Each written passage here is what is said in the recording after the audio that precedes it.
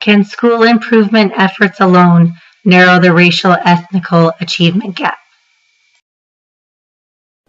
Today I'm going to discuss with you the critical issue regarding the achievement gap that continues to plague our schools. A variety of tactics have been implemented in schools in an effort to close the racial ethnical achievement gap, which has negatively affected our students for over 60 years. Common reform recommendations have included reducing class size, raising academic standards, improving the quality of teacher provided to poor and minority students, and encouraging more minority students to take high-level courses.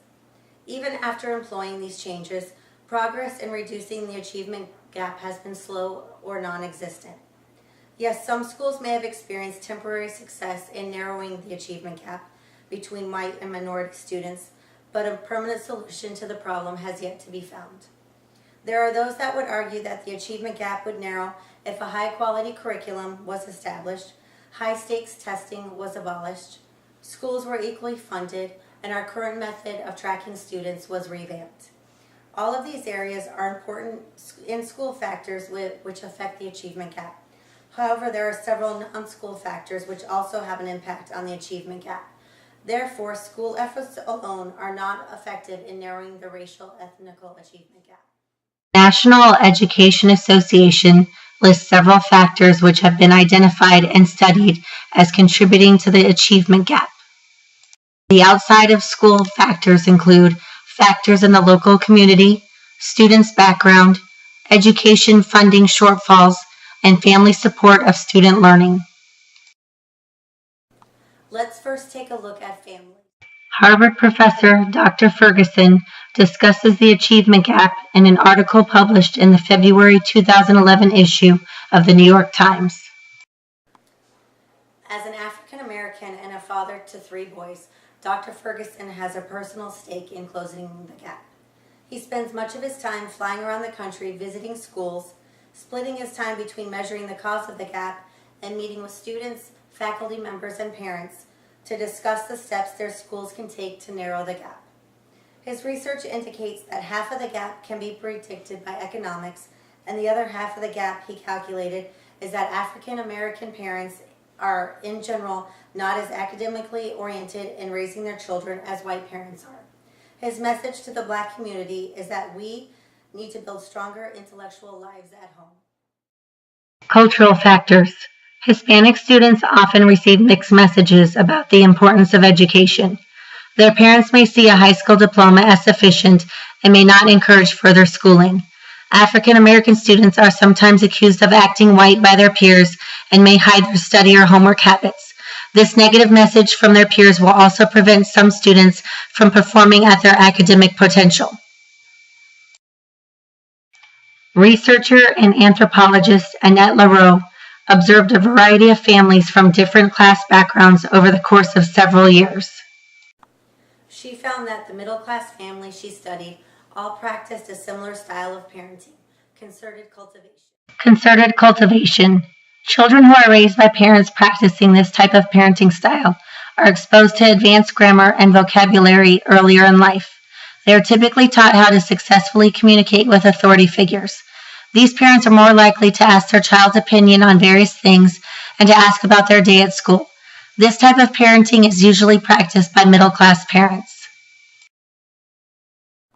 The working class and poor families practice achievement of natural growth parenting style. Achievement of natural growth.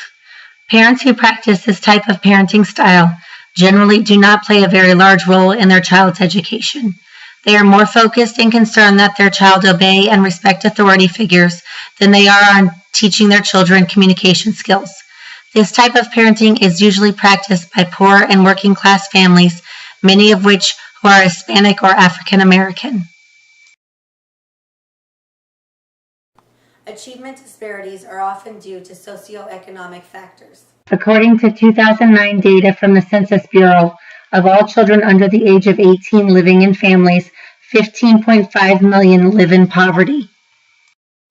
Many experts have come to believe that achievement gaps are the result of environmental factors and the difference in resources available to poor versus wealthy children. The 2007-2008 socioeconomic study shows a significant achievement gap which exists between low-income students and their peers on the Washington Assessment of Student Learning.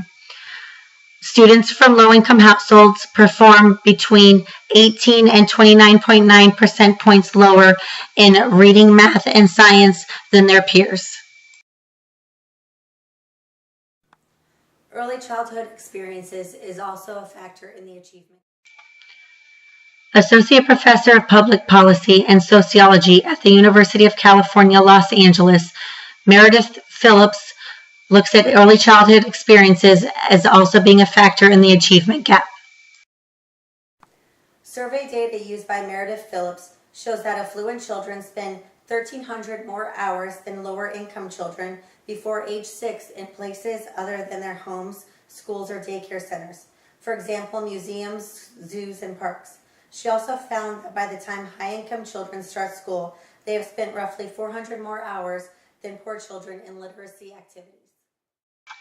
Research has shown that the wealth and income of parents is a primary factor in influencing their child's achievement in school. Many minority children are born into low socioeconomic backgrounds. Their parents have less income and are less likely to spend money on educational materials for their children. Therefore, these children are typically exposed to fewer educational activities in their early childhood. On average, African American students are 1 year behind Caucasian students in the areas of vocabulary and basic math skills by the time they enter kindergarten. Nobel Prize-winning economist James Heckman also looks at early childhood experiences as being a factor in the achievement gap. He notes that compared to 50 years ago, a greater number of children is being born into disadvantaged families, which place smaller investments in their children than advantaged families do. These lower investments in healthcare and early education can have a negative effect on later school success. In addition to what our schools can do to improve this achievement gap, there are additional improvements which need to be made outside of school walls in educating parents, restructuring school funding policies, providing quality early childhood education to all, and offering additional resources to low-income families. Until all of the gaps in our society are addressed and rectified, there will continue to be an achievement gap in our schools.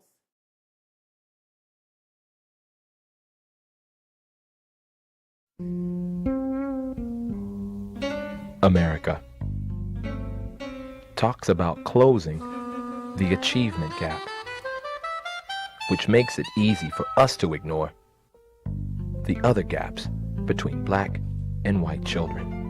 The homeowner gap, the healthcare gap, the income gap, the poverty gap, the unemployment gap, the incarceration gap, the murder gap. Close these gaps, and there won't be an achievement gap.